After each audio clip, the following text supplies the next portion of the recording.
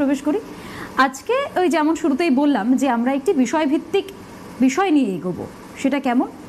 আজকের আমাদের বিষয়টা হচ্ছে লাম্বার স্পন্ডিলাইসিস। সেটা কি?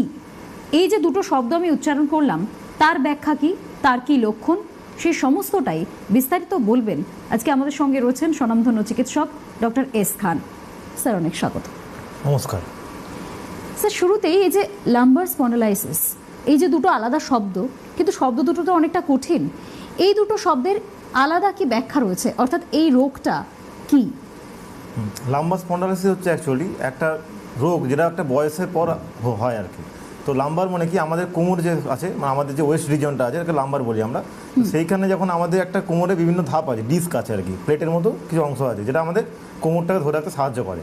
তো সেই যে ডিস্ক আছে, সেই ডিস্কটা যখন আপনার একটা ডিজেনারেশন হয়, একটা বয়সকালের কারণে বা কোনো নিজের লাইফস্টাইল ডিসঅর্ডারের কারণে যখন সেটা ডিজেনারেশন হয়, বা সেই যে ডিস্ক আছে সেই ডিস্কের মধ্যে একটা গ্যাপ থাকে, সেই গ্যাপে একটা ফ্লুইড থাকে। সেই ফ্লুইডটা অনেক সময় শুকিয়ে যায়, আমাদের নিজেদের দোষের কারণে বা নিজেদের কিছু ভুল খাদ্যাভ্যাসের কারণে শুকিয়ে যায়।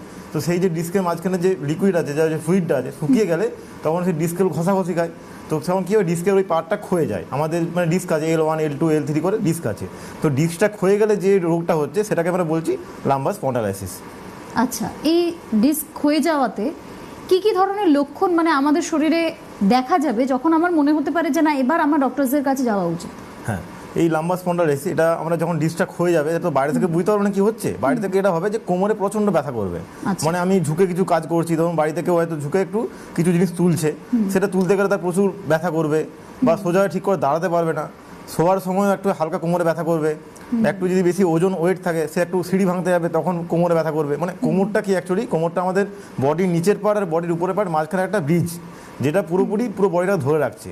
তো আপনার যদি কোমরটা ঠিকঠাক না থাকে, আপনি না পারবেন দাঁড়াতে, না পারবেন হাঁটতে, না পারবেন বসতে, না পারবেন শুতে। তো সেই জন্য কোমরের ওই ব্যথাটা যখন হবে, তখন আপনি যদি একটা ব্যথা হচ্ছে, তো আপনাকে বলা হবে একটু কোমরের একটা এক্সরে করান। তো আপনি এক্সরে করাবেন, তখন দেখবেন আপনার ওই জয়েন্টের মাঝখানে গ্যাপটা পুরো পরিষ্কার বোঝা যাচ্ছে, আর সেটাকে মেডিকেল টার্মে লিখে দিচ্ছে যে আপনার লাম্বার স্পন্ডালাইসিস হয়েছে।